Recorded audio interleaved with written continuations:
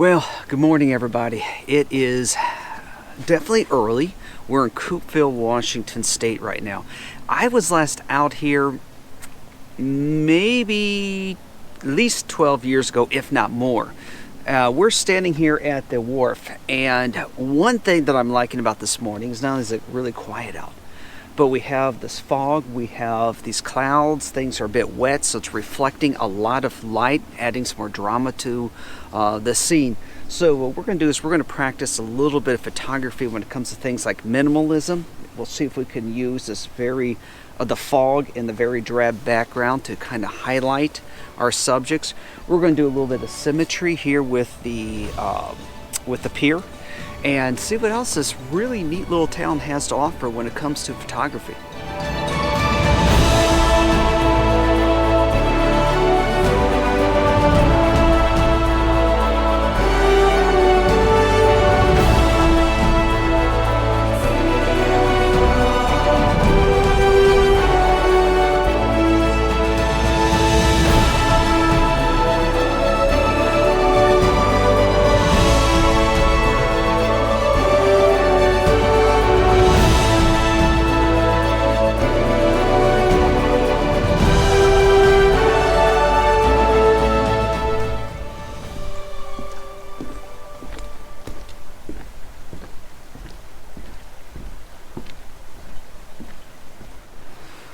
Well, first I'm going to try here.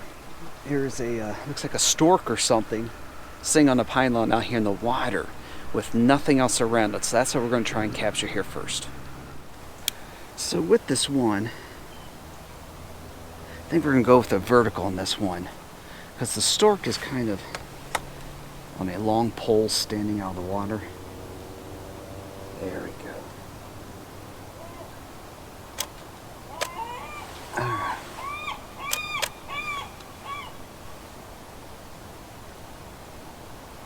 One thing to remember, since I am shooting over water, is to try and watch that horizon, get it as flat, as level as possible.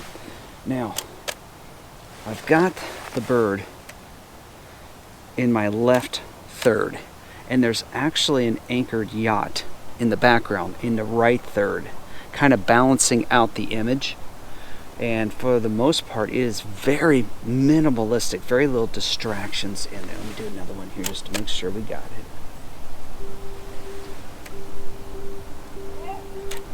All right.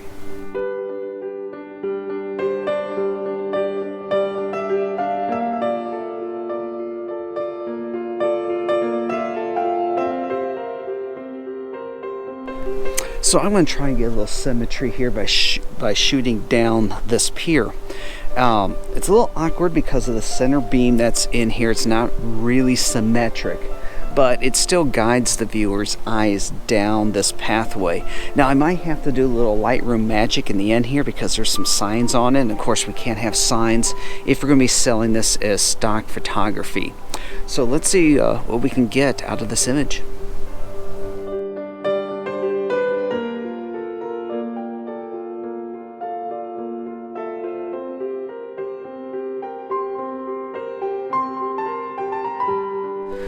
Well, as I'm looking out here, the fog really is not staying on the ground. It's really going back up. So we're losing. I was really hoping to get some fog this morning while we're out here. Ooh. Apparently our stork didn't like me walking over here. That's him hearing as he flies away. Well, I'm also looking over here at some of these other buildings, trying to figure out what I can do with them, particularly while I've got this low lighting, so my exposures will be longer. So I do see on the side of this building there's a little sign for it's some sort of realtor, but that's something I should be able to take away. I'm going to be shooting into this little cove here. Just kind of an intimate little setting here on the water. Again, this very muted ambient light that the clouds are providing us. And sunrise is at 8 a.m. We're still 10 minutes away from sunrise. So I'm going to go ahead and see what we can compose with this little cove here with these buildings.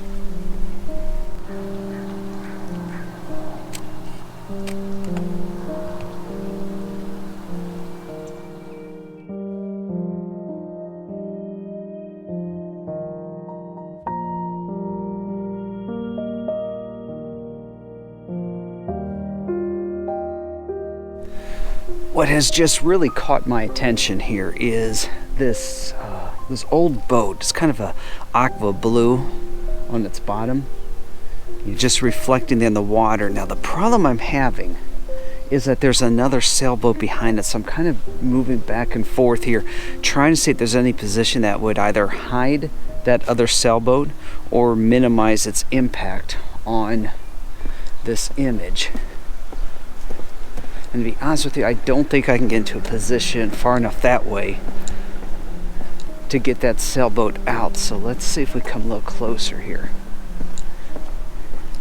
Yeah, so what's happening is I'm hiding the sailboat as much as possible behind the other boat that I'm interested in.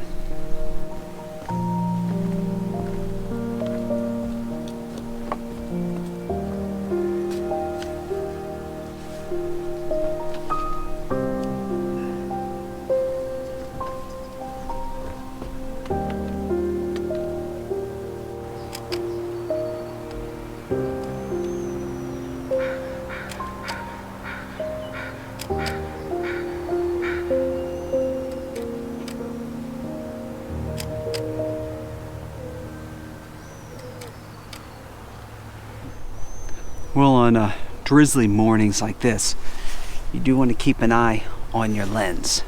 And I also have a lens cloth with you so you can wipe it down. Otherwise, you might be disappointed in your images later when you discover you've got watermarks, you have water droplets on the front of your lens. So definitely have a little lens discipline when you're out in an environment like this, so that you don't have some unexpected surprises and ruined images when you leave this beautiful location. Now looking back, we got some buildings built up here along the water. Problem is, one of them's under construction. Totally ruins the image. Got a really neat blue and then red building right here, and then some ones that are just natural wood color. But it's that one in scaffolding that's the problem. So what I'm thinking I'll have to do is just try and crop that out or position the camera or the frame to not have that building under construction in the image. Let's see what we can do with that.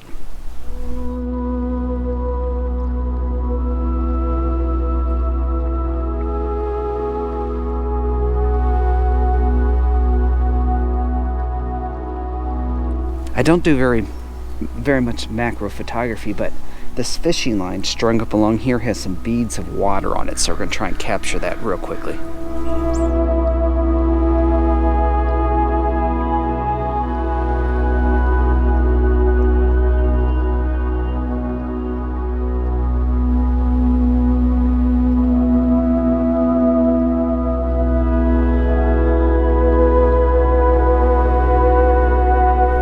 So I just spoke with the barista here at the coffee shop, and she says they have 2 pods of orcas that visit this harbor. And she says sometimes there's some gray whales, but she hasn't seen them as of late. But it's kind of exciting to know that there's orcas in the area. So I think I'm gonna get a cup of coffee, warm up a bit, and maybe stay in this area just a little bit longer.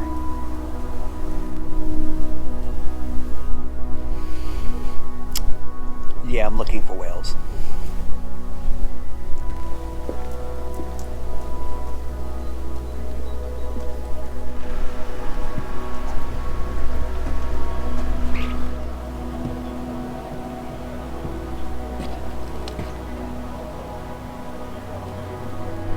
I've been reading some of the signs back there at the wharf, and there's a lot of potential marine wildlife sightings that you can have here.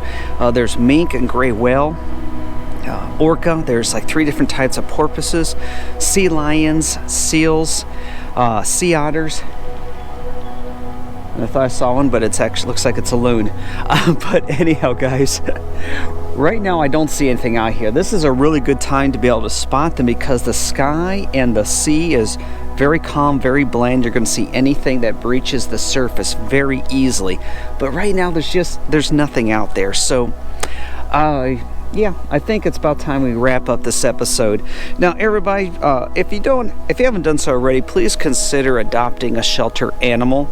That's what my wife and I do, and let me tell you, it is going to fill your hearts and your homes with lots of love. So please consider looking into adopting a shelter animal, or if you can't do that, consider donating to your local animal shelter. All right, guys, that's pretty much it. Remember, never stop exploring, and I'll see you all in the next episode.